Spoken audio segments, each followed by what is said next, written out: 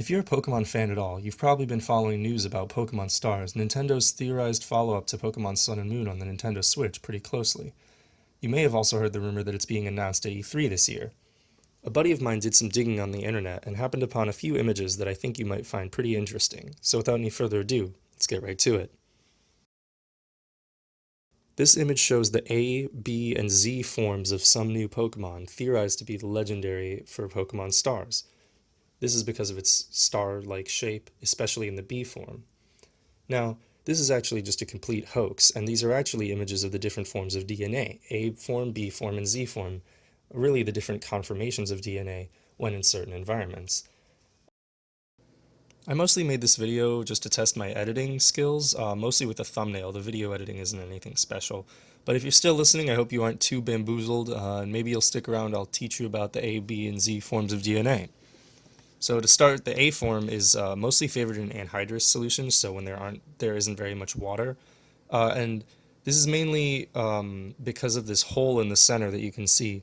So the blue circle are the phosphate sugar backbone of DNA, and the center yellow things are the bases of DNA. In the A form, they're kind of tilted to follow along the side, leaving this hole open in the middle. And this is because water usually can get in between DNA if you have such a hole. So in the B form, for example, there isn't a large enough hole for water to get in, but the A form does have a large enough hole for water to get in. And usually that's a big problem because the water can form hydrogen bonds with the bases, disrupting the base pairing of DNA and creating all sorts of issues. But in an environment that doesn't have a lot of water, having this hole is okay. And it's mostly favored by just RNA or DNA RNA hybrids for various other reasons. The B form is the most stable DNA found in biological systems, so you have it, we all have it in our cells right now. It's the structure you always see when you think about DNA, that great double helix, you can see it right there. And that has no hole in the center because the bases are more facing directly across the I guess, circle. They're forming steps like filling up the center, so there's no room for water to get in and start to disrupt the base pairing. The Z form is kind of ridiculous looking. It's mostly favored for certain base sequences, very specific ones, and high salt content or concentration.